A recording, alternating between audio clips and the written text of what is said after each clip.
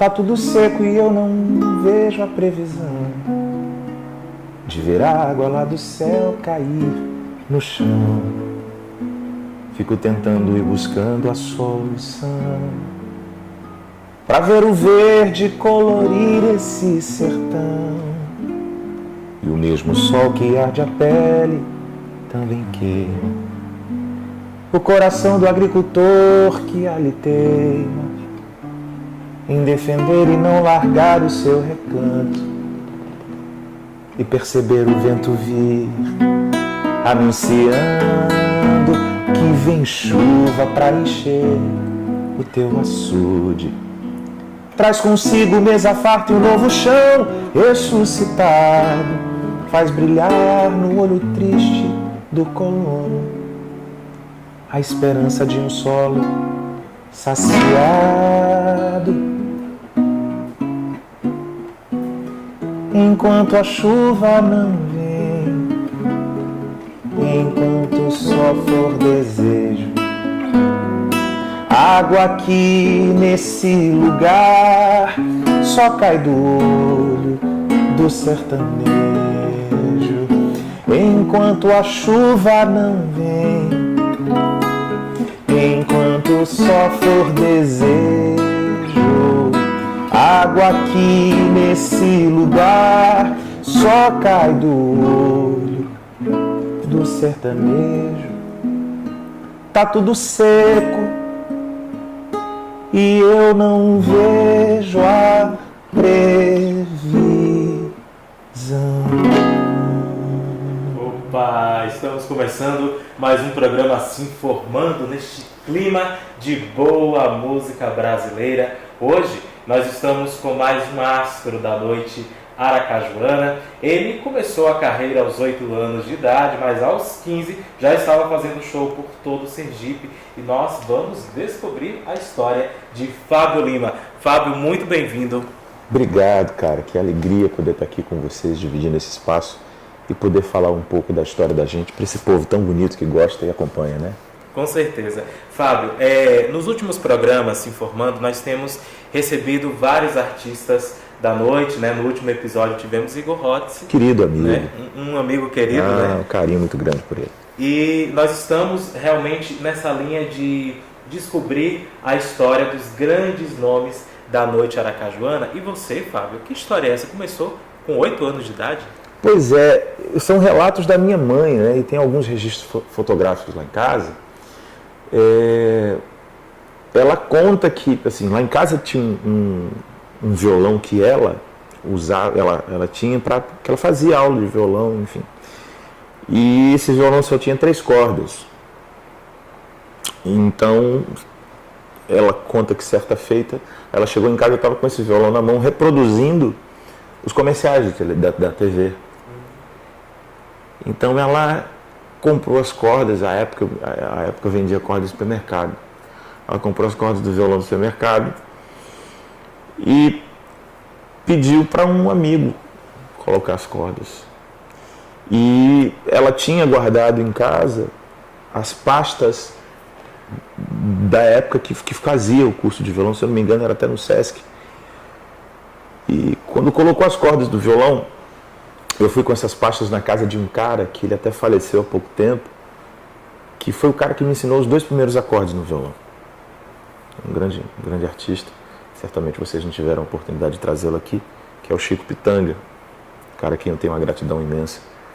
E, enfim, está bem melhor do que nós aqui. E isso aconteceu. E ele me deu mais ou menos uma luz sobre aquilo que estava ali naquelas pastas, que eram muitos símbolos, e parecia que eu já conhecia aquilo, e foi um processo gradativo de evolução até chegar onde estou. Até chegar onde você está num lugar excelente, porque o Fábio Lima tem um público gigantesco, né? Eu, andando pela noite aracajuana, eu vejo o carinho que o público tem com ele. Você se apresenta em muitas casas, né? E aos 15 anos de idade você começou a fazer shows por todo o Sergipe, né? Isso. Na verdade, aos 15 anos de idade eu entrei, de fato, na música como um profissional. Eu comecei a ser remunerado pela música, né? Por isso que até hoje eu nunca fiz música para ganhar dinheiro, sabe? A música para mim é filosofia de vida, música para mim é amor, música para mim é o resultado de algo que você faz com a alma. E por conta desse amor que você faz questão de colocar, de imprimir na música, na canção, você tem como resposta esse carinho do público, que acaba te levando para os lugares, enchendo os lugares, e você tem o dinheiro como um carinho da música. Sim. Se eu pensasse em fazer a música, se eu pensasse em como ganhar dinheiro com a música, eu certamente não estaria cantando hoje o que eu canto, nem estaria, assim como vou continuar, hasteando a bandeira da música popular brasileira, como eu faço em todos os lugares, e assim que eu digo. Eu nunca pensei em fazer música para ganhar dinheiro. O dinheiro é a consequência de algo que eu faço com muito amor. Assim foi desde o começo e até hoje. Eu comecei a tocar e a partir dos 15 anos alguém começou a me chamar para tocar e de repente no final me dava um dinheiro.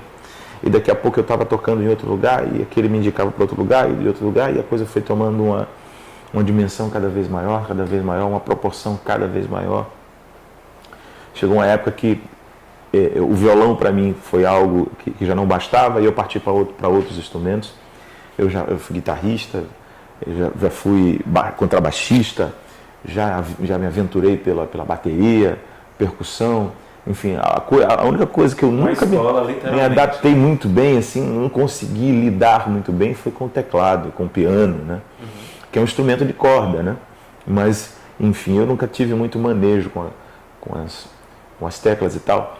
Mas eu sempre quis descobrir cada vez mais. A música, ela é extensiva, né? Você vai pegando um e vai pegando outro, você vai começando a entender a lógica do instrumento e de repente você, com o ouvido, vai vendo que as escalas é mais ou menos por aqui, enfim. Daqui a pouco você está tocando e, enfim, foi assim. E aí eu comecei a tocar contrabaixo. Quando eu comecei a tocar contrabaixo, eu sempre fui, eu sou libriano, né, cara? O libriano, ele é perfeccionista, então, e isso é um problema na maioria das vezes, porque você não consegue, você não aceita a mediocridade, né? Você precisa estar sempre no seu topo, o seu maior desafio é você mesmo, né? Então, eu me dediquei bastante ao contrabaixo, e aí eu toquei um tempo com o Chico Queiroga. Grande, Chico. Queremos trazê-los aqui. Pois é. Depois toquei com o Sergival. E, enfim, gravei com muita gente aqui. E aí fui embora uma época. Foi aí que você foi para Recife? Isso, aí eu fui para Recife e fui trabalhar no estúdio lá.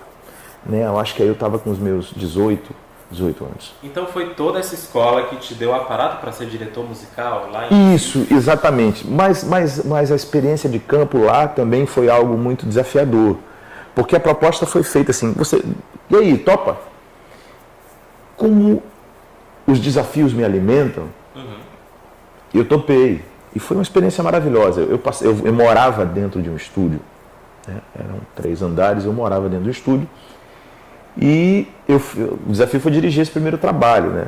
E era um desafio muito grande porque era um trabalho de canções que já haviam sido gravadas anteriormente em outros discos e a pessoa que me convidou, ela pegou de um disco, de outro, juntou para fazer esse disco.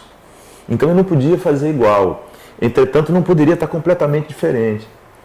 E foi um trabalho árduo, mas... Eu imagino a dificuldade para achar o ponto certo. Sabe? E aí reharmonizar tudo e criar tudo. E eu mesmo gravei os contrabaixos, eu mesmo gravei as guitarras, eu mesmo gravei os violões. Algumas percussões eu gravei também.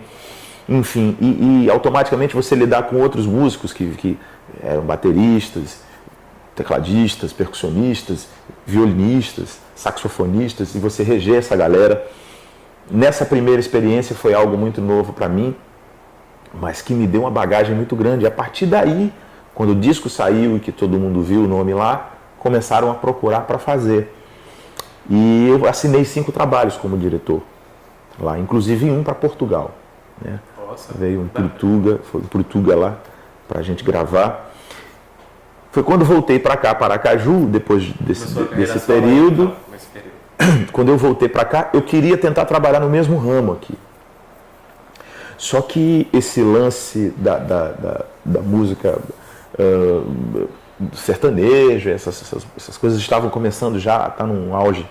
E não era a minha experiência. Né? Meu lance era MPB, música pop e tal. Um ponto que eu quero te questionar é você, como um grande nome da nossa MPB aqui em Sergipe, como é que você avalia, né, a situação do artista de MPB em Sergipe diante do arrocha, do sertanejo? Realmente é um momento em que esses ritmos estão no auge, né? Como é que você avalia? Tem espaço? Cara, a situação é precária.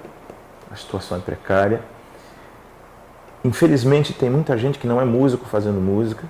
Tem muita gente medíocre. Quando é medíocre ainda é legal.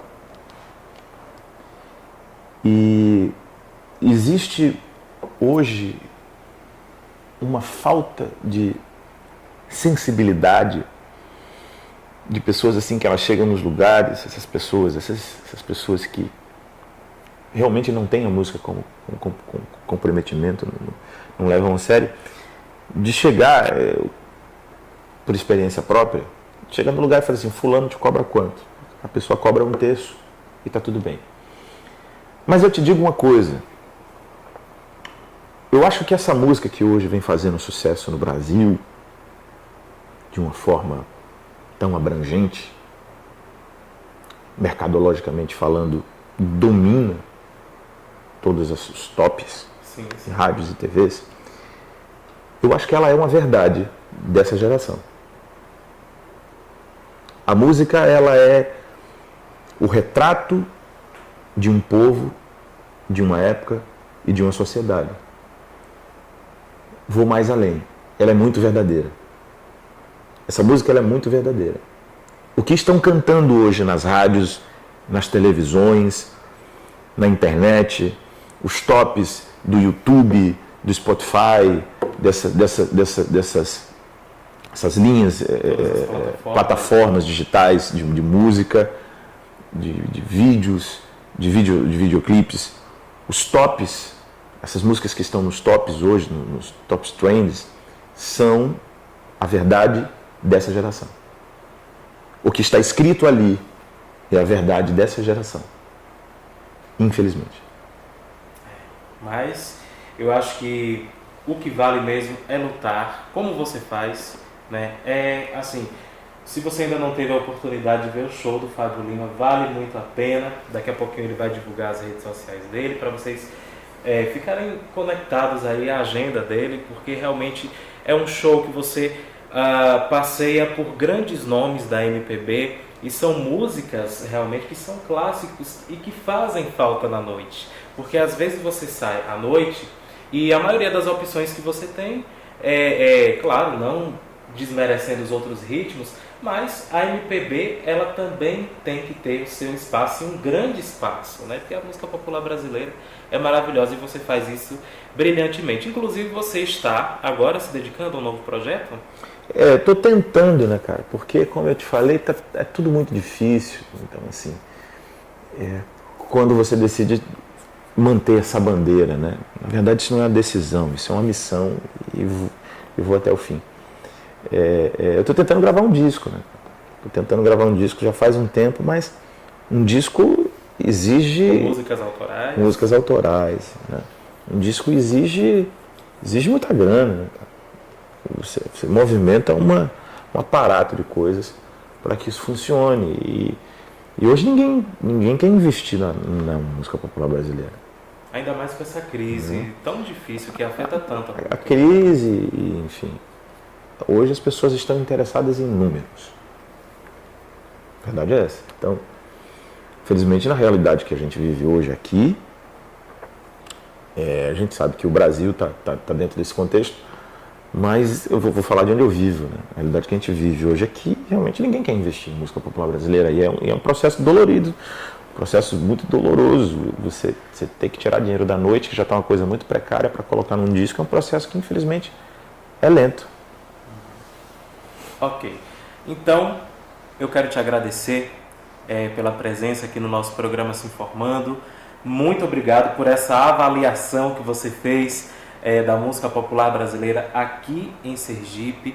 Mas vamos torcer que o cenário melhore, que tenha mais espaço, que venha investimento para o seu disco e vamos ouvir música, né? Eu que agradeço, fico muito feliz. Eu espero que, assim como vocês fizeram, que os outros meios de comunicação, os outros meios de notícias ampliem cada vez mais. Esse tipo de ideia precisa ser copiada. Essas coisas a gente precisa imitar, sabe? É necessário para que a arte sobreviva, esses espaços, porque a gente tem como chegar na casa do povo, na verdade o povo tem como chegar na gente, que é quando ele vai no nosso show, mas o artista, a única forma de ele entrar na casa da pessoa é por esse meio de comunicação, não tem outra forma. E eu agradeço a generosidade e gentileza de vocês pelo convite, e eu espero que outros colegas possam passar por aqui para divulgar também as suas canções. Aquela primeira música que eu cantei chama-se Enquanto a Chuva Não Vem, é uma composição minha. E eu vou fechar com uma música do cancioneiro popular brasileiro. Maravilha. Né? Vou cantar uma música do Gonzaguinha pra gente. Quando eu soltar a minha voz, por favor entenda que palavra por palavra eis aqui uma pessoa se entregando, coração na boca, peito aberto, vou sangrando. São as lutas dessa nossa vida que eu estou cantando. Quando eu abrir minha garganta, nessa força tanta, tudo que você ouvir esteja certa, eu estarei vivendo. Veja o brilho nos meus olhos e o tremor nas minhas mãos e o meu corpo tão suado, transbordando toda a raça e emoção. E se eu chorar e o sal molhar o meu sorriso, não se espante, cante, que o teu canto é minha força pra cantar. Quando eu soltar a minha voz, por favor entenda, é apenas o meu jeito de viver o que é amar. Quando eu abrir minha garganta, nessa força tanta, tudo que você ouvir esteja certa, eu estarei vivendo.